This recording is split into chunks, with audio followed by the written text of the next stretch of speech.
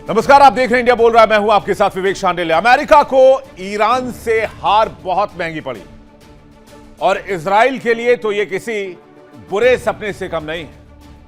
America अलग थलग हो गया, इजराइल अलग थलग हो गया और अब तो आलम यह है कि इस जंग में हार जाने के बाद इजराइल ने अमेरिका की बात सुननी बंद कर दी तो अमेरिका ने इजराइल के दुश्मन से हाथ मिला लिया। यानी डोनाल्ड ट्रंप ने कर दिया है अपने सबसे खास दोस्त से विश्वासघात। ट्रंप ने नेतन्याहू के सपने पर न सिर्फ पानी फेरा है बल्कि 440 वोल्ट का झटका दे दिया है। इजराइल के सबसे बड़े दुश्मन से ट्रंप ने हाथ मिला लिया है, डील कर ली है। यह वही अमेरिका है जिसने तुर्की को F-35 फाइटर जेट नहीं देने का फैसला किया था बिकॉज ऑफ इजराइल, कि तुर्की उस फाइटर जेट का इस्तेमाल इजराइल के खिलाफ ना कर दे, क्योंकि इजराइल को खतरा है तुर्की से। लेकिन अब इजराइल को अलग थलग करते हुए इजराइल के सबसे बड़े दुश्मन तुर्की से हाथ मिला लिया है डोनाल्ड ट्रंप ने। और डोनाल्ड ट्रंप क्या देने जा रहे हैं तुर्की को? डोनाल्ड ट्रंप देने जा रहे हैं फाइटर जेट के इंजन, वो फाइटर जेट जो खुद तुर्की बना रहा है। यानी जिस फाइटर जेट का इस्तेमाल तुर्की इजराइल के खिलाफ करेगा उसका इंजन अमेरिका से आएगा।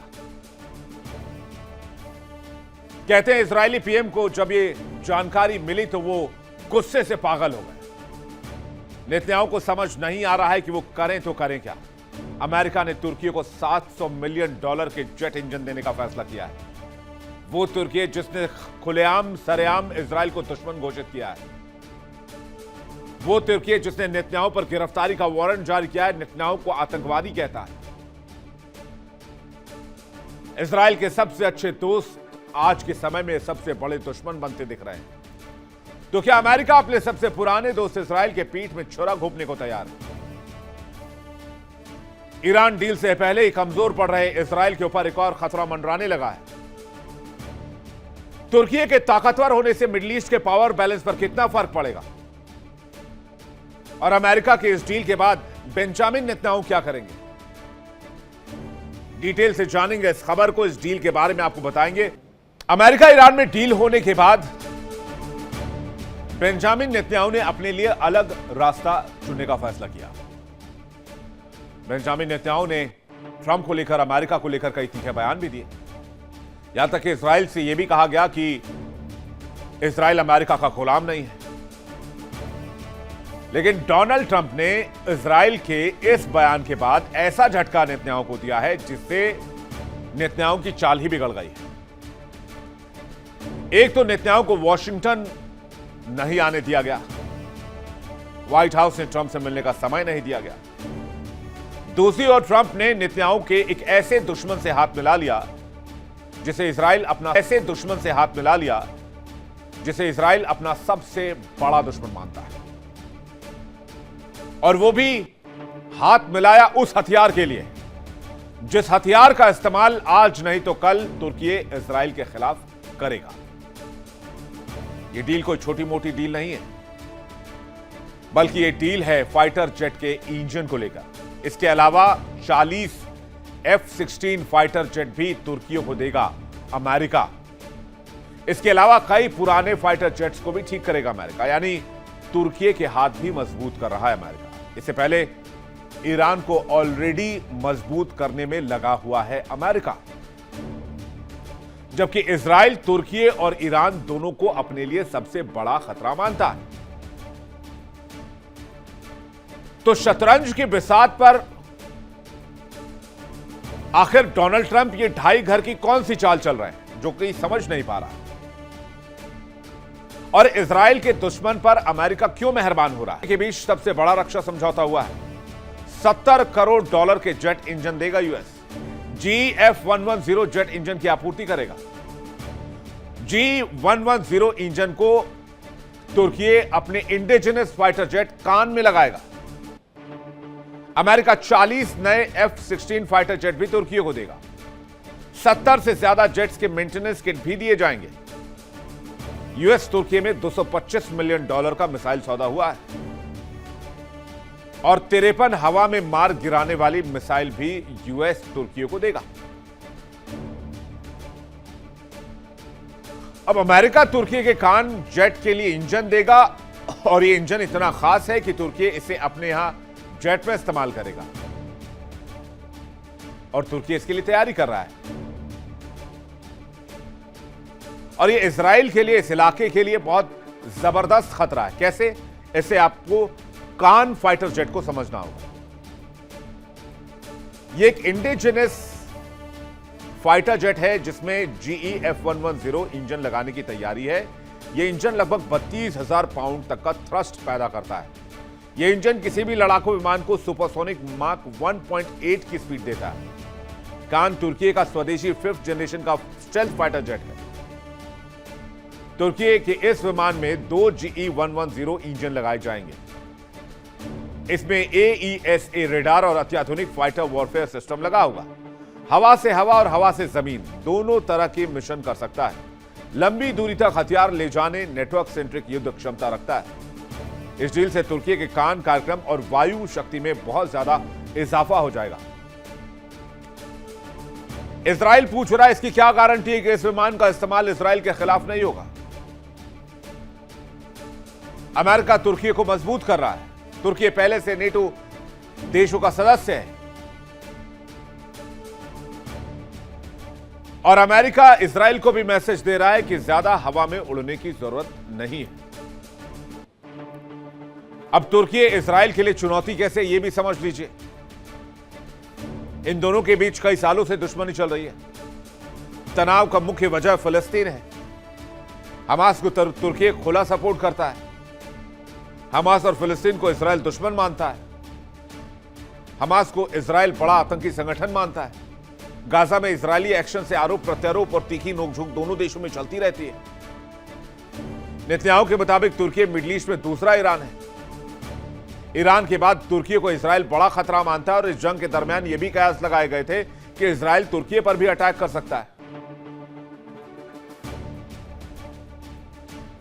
लेकिन अमेरिका मेहरबान क्यों हुआ? क्योंकि अमेरिका और तुर्की के रिश्ते इन दिनों सामान्य नहीं चल रहे थे। रूस से S-400 खरीदने की डील के बाद दोनों देशों में तनाव आ गया। माना जा रहा है दोनों देशों के रिश्तों को फिर से मजबूत करने की कोशिश की जा रही है। लेकिन लक्ष्य क्या है? एक तरफ नेटो को डोनाल्ड ट्रंप देखना नहीं चाहते, दूसरी तरफ S-400 खरीदने पर दोनों देशों में मतभेद पहले ही जारी था। तुर्की ने यूएस से 2.3 करोड़ डॉलर के F-16 लड़ाकू विमानों की खरीद का फैसला किया है और सीरिया में कुर्द लड़ाकों को लेकर अमेरिका तुर्की में मतभेद रहा है। यूएस कुर्द बलों को सपोर्ट करता है जबकि तुर्की इसे खतरा मानता है। तुर्की अमेरिका से लिक्विड गैस भी बड़े पैमाने पर खरीदता है। यानी तेहरान से जंग के बाद कल तक जो दुश्मन थे वो अब दोस्त बनने लगे हैं और कल तक जो दोस्त हुआ करते थे वो दुश्मन दिखने लगे। तुर्की आज भले ही दोस्त हो गया हो लेकिन उससे पहले कभी दुश्मनी हुआ करती थी। इजराइल से बदला लेने के लिए ट्रंप ने तुर्की से दोस्ती का हाथ बढ़ाया, ये कयास लगाए जा रहे हैं। तो आखिर क्या होगा इस दोस्ती का नतीजा और मिडिल ईस्ट के पावर बैलेंस में इसका कितना असर होगा और इसके बाद इजराइल क्या करेगा? बातचीत करने के लिए मेहमानों का एक बड़ा पैनल हमारे साथ जुड़ रहा है। हमारे साथ इस वक्त जुड़ रहे हैं मेजर जनरल अनुज माथुर, रक्षा विशेषज्ञ, बहुत स्वागत है आपका। मेजर जनरल राजन कोचर, रक्षा विशेषज्ञ, बहुत स्वागत है आपका। विंग कमांडर आलोक सहाय, रक्षा विशेषज्ञ, बहुत स्वागत है आपका। और असलम रिजवी, ईरान मामलों की जानकार, आपका भी बहुत स्वागत है। मैं सबसे पहले अनुज माथुर सर आपसे शुरुआत करूंगा और आप इस डील को कैसे देखते हैं? एक दोस्त के साथ विश्वासघात, इजराइल के साथ धोखा, पीठ पर हमला, या फिर मिडिल ईस्ट में एक नया पावर बैलेंस? जय हिंद विवेक। जय हिंद सर। देखिए ये जो अमेरिका कर रहा है, ये अमेरिका की एक बहुत गहरी इसमें मुझे रणनीति नजर आ रही है। रणनीति क्या है? देखिए वो तुर्की, पहली बात तो ये हमको आपने कहा भी अपने इंट्रोडक्शन में कि तुर्की नाटो का सदस्य है। नाटो का सदस्य होने के कारण तुर्की के साथ अपने उनके सामरिक और सैनिक दोनों प्रकार के गहरे संबंध हैं। तुर्की में अमेरिका के वेपन सिस्टम्स डिप्लॉयड हैं। I believe, I hope we know it. उन्होंने वहां पर न्यूक्लियर भी कुछ करके रखा हुआ है। तो ये बात बिल्कुल साफ है कि तुर्की के साथ उनके अलग किस्म के रिश्ते हैं।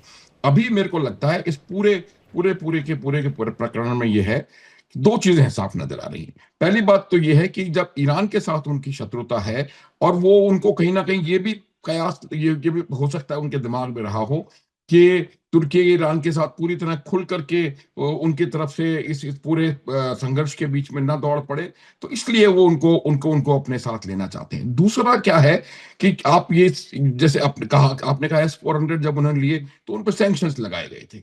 अब अमेरिका ये आता है कि वो जो रूस के साथ इनके तुर्की के रिश्ते प्रगाढ़ हो रहे थे और डिफेंस डील्स उनके साथ हो रही थी, उनको रोका जाए।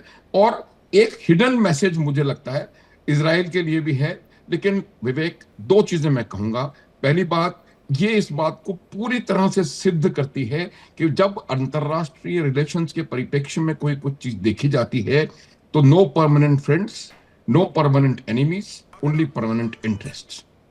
अमेरिका का इंटरेस्ट है तुर्की ईरान को एक साथ जुड़ करके आगे नहीं आने देना। अमेरिका का इंटरेस्ट है पश्चिम एशिया में जब उनका उनका प्रभुत्व बाकी जगह से कम होता हुआ नजर आ रहा हो, ये नहीं कह रहा हूं मैं, नजर आ रहा है, उस समय कहीं और अपना अपना एक ऐसा ऐसा एस्टेब्लिशमेंट तैयार करना जिससे कि वहां पर वो अपना एक कोई किसी प्रकार का प्रभुत्व वहां पर एक्सरसाइज कर सकें।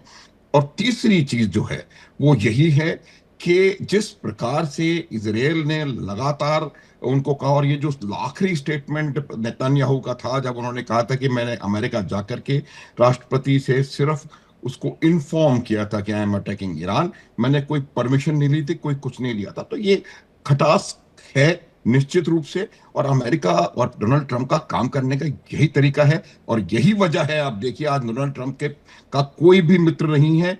अभी तक एक मित्र था, वो इजराइल था, वो भी छिटक जाएगा इस प्रकार की हरकतें करने से। तो मेरा ये मानना है कि जी। अमेरिका का ये एक कालखंड जो है, डोनाल्ड ट्रंप का दूसरा राष्ट्रपति का जो जो उसका उनका वो है टेन्योर, वो कहीं ना कहीं एक बहुत खराब टेन्योर्स में से मुझे लगता है देखा जाएगा। उन्होंने पूरी दुनिया से अपनी एरोगेंस, अहंकार की वजह से पूरी दुनिया संसार से उनके जो रिश्ते हैं वो लगातार खराब होते चले जा रहे हैं, चाहे वो यूरोप हो, EU हो, नाटो हो, भारत हो, चीन हो, कोई भी हो। जी। विवेक, क्या राजन कोचर सर, क्या इसराइल पर प्रेशर बनाने की कोशिश कर रहे हैं डोनाल्ड ट्रंप? क्योंकि इससे पहले याद होगा F-35 देने से इनकार किया था इसराइल की आपत्ति के बाद कि इस विमान का इस्तेमाल हमारे खिलाफ हो सकता है, तब अमेरिका ने वो विमान देने से मना कर दिया था। Vivek ji, I have a different perspective on this. इस पर्सपेक्टिव ये है कि देखिए, टर्की नेटो का सेकंड लार्जेस्ट मिलिट्री पावर है, एक बहुत इंपॉर्टेंट एक हिस्सा है नेटो का। और अगर ये नेटो को अगर आपको स्ट्रांग रखना है रशिया के अगेंस्ट, बिकॉज यहाँ पे रशिया का जिक्र नहीं हुआ और मैं यहाँ पे जिक्र करना चाहूँ, बिकॉज अगर आप एक मार्केट है, see after all it's all about national interest. एक मार्केट है आपका जो मिलिट्री हार्डवेयर आपको बेचना है, और आपको एक पोटेंशियल कस्टमर आपको मिल रहा है, आप उस कस्टमर को लूज क्यों करेंगे, मुझे बताइए। और ये एक बहुत बड़ा ऑर्डर है, इतना छोटा ऑर्डर नहीं है। और अमेरिका जिस स्थिति से गुजर रहा है ईरान की लड़ाई के बाद, it badly needs funds, finances, economy is in a bad shape. तो अमेरिका जो ये देख रहा है, देखिए आप आज की डेट में जो टर्की है, अगर आप उसको स्ट्रेटजिकली देखें तो जितने भी टर्किश स्ट्रेट्स हैं वो आपको ब्लैक सी से आपको मेडिटेरियन तक आपको कनेक्ट करते हैं। मेजर नेटो फैसिलिटीज जल माथुर ने जिक्र किया, वहां पे इनसर्लिक एयर बेस है जहां पे इसको अमेरिका का वहां दबदबा है, वो एक प्रेजेंस है अमेरिका की वहां। दूसरा, इसको नेटो की अटेंशन कहां पे है, रशिया के ऊपर।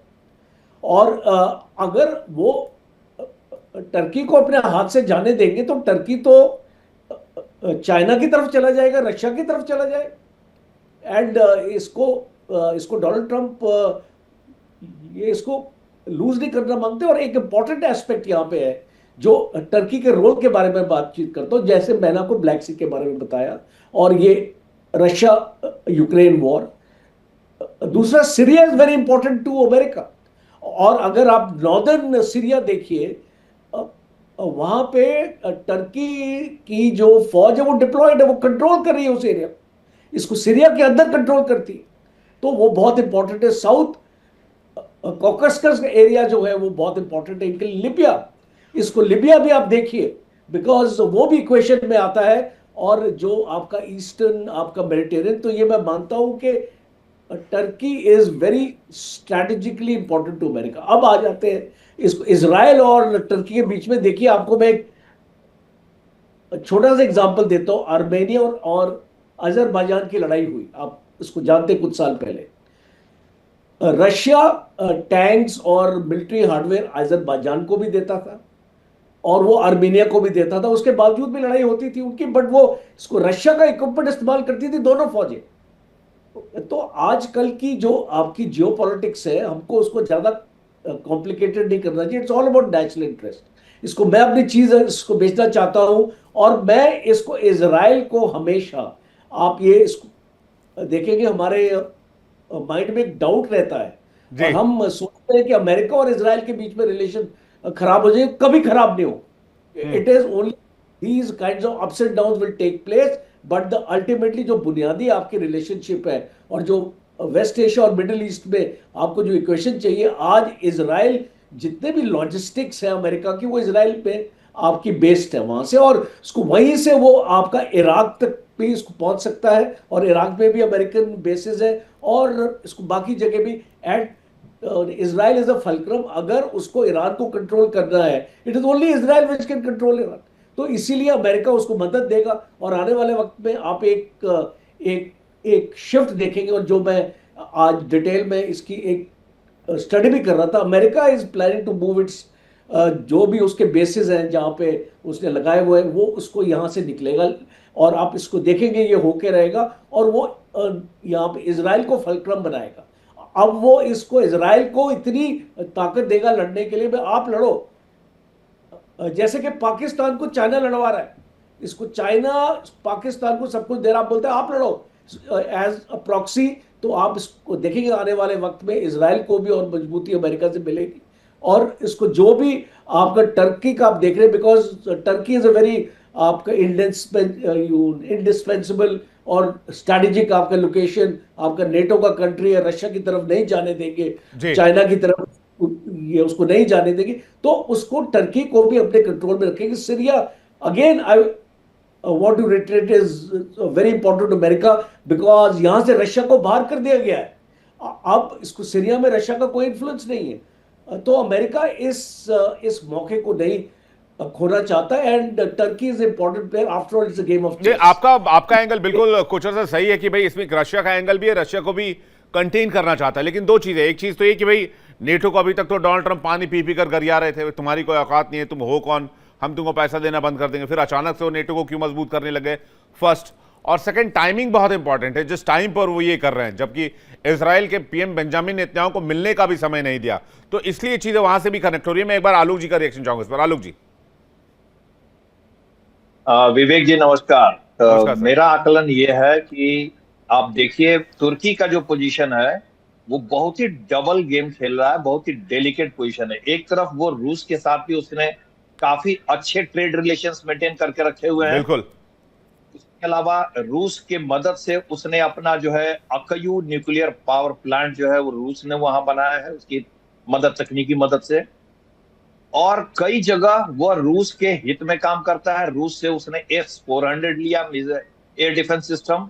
लेकिन दूसरी तरफ आप देखिए कई जगहों पे, जैसे सीरिया के फैक्शन में या साउथ कॉकस में जो एरिया है, वहां पर वो रूसी जो फैक्शन है उसके अगेंस्ट दूसरे फैक्शन को सपोर्ट करता है। उसी तरह से वो अमेरिका और नाटो के साथ भी तुर्की एक अच्छा संबंध बना के रखना चाहता है। कई मुद्दों पर नाराज हो जाता है अमेरिका, तो उसको फिर मना लेता है वो, क्योंकि नाटो भी तुर्की से काफी नाराज था। सिर्फ S-400 के कारण नहीं, कई ऐसे उन्होंने ह्यूमन राइट्स के वॉयलेशंस किए थे, अपने जो विरोधियों को विदेशों से पकड़ पकड़ के ला करके दोनों जेलों में जो यातनाएं दी गई, और जिस तरह से रिलीजियस फंडामेंटलिज्म वहां बढ़ रहा था, तो नाटो उसके काफी खिलाफ था।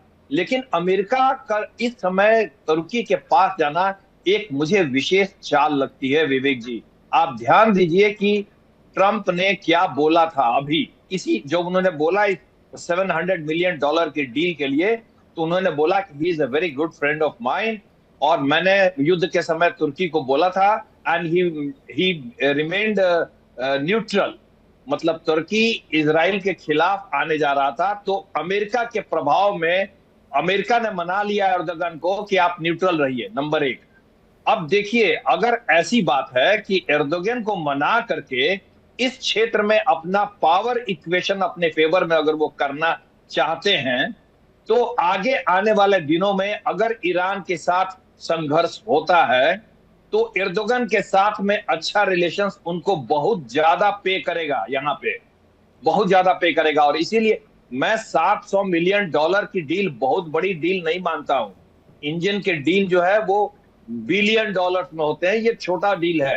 अभी तो वो कैरेट दिखा रहा है, अमेरिका कैरेट दिखा रहा है कि F-35 का डील जो हमने कैंसिल किया था, हम तुमको वो भी क्लियर कर देंगे, तुम हम अगर हमारे पूरी तरह खेमे में आ जाओ और हमारी पूरी बात मानो तो अब मैं ये मानता हूं कि ये तुर्की को मिडिल ईस्ट में अपने खेमे में करने का एक अमेरिका का प्रयास है। जी, अमेरिका कहीं इस डील के साथ अब्राहम अकॉर्ड ना भेज दे कि भाई डील पे साइन करोगे तो बगल में इस पे भी साइन कर देना, फिर क्या करेगा तुर्की? और अमेरिका का नंबर 1 प्रायोरिटी अब्राहम अकॉर्ड से मुंह नहीं मोड़ सकता अमेरिका, चाहे कोई भी प्रेसिडेंट आए। देखिए तुर्की को नाराज नहीं अभी ये लोग कर सकते। तुर्की से बहुत इनको काम निकालना है, मैटर ऑफ द टाइम है ना फिर सर। तुर्की देखिए स्टेट, अब तुर्की के पास ऐसे स्टेट है जिसको वो ब्लॉक कर दे तो अमेरिका जो है वो ब्लैक सी में बंद जाएंगे, उसके सारे स्टेट्स वहां से निकल नहीं पाएंगे। तो ये बहुत सारे इक्वेशन है। तुर्की ईरान के खिलाफ क्यों जाएगा? तुर्की तो हमास को सपोर्ट करता है, फिलिस्तीन को सपोर्ट करता है, 2 स्टेट थ्योरी को सपोर्ट करता है, नेतन्याहू को खुलेआम टेररिस्ट कहता है, नेतन्याहू के खिलाफ वारंट जारी किए हुए हैं। तो ये पूरा गेम ही बड़ा क्रिटिकल हो गया, मतलब करके इसीलिए तुर्की को फेवर करके वो न्यूट्रल रखना चाहते हैं अभी। असलम रिजवी साहब, क्या तुर्की का इस्तेमाल करके इसराइल और ईरान को एक साथ टारगेट कर रहे हैं ट्रंप? जी नमस्कार विवेक भाई। देखिए सबसे बड़ी बात यह है कि आपने इंट्रो में बहुत अच्छी बात कही कि अभी हालात दुनिया के बदल रहे हैं। कल जो दोस्त हुआ करता था अब वो दोस्त नहीं रह गया है। देखिए मुझे जहाँ तक एहसास है इस बात का, तमाम जो पैनलिस्ट थे उन्होंने बड़ी अच्छी अच्छी बातें की, लेकिन मेरा एक ज़ाती ख्याल ये है कि अभी कुछ दिन पहले इजराइल में नेतन्याहू का प्री पोल सर्वे हुआ था, उसमें नेतन्याहू की हालत बहुत ज़्यादा ख़राब दिखाई दी है।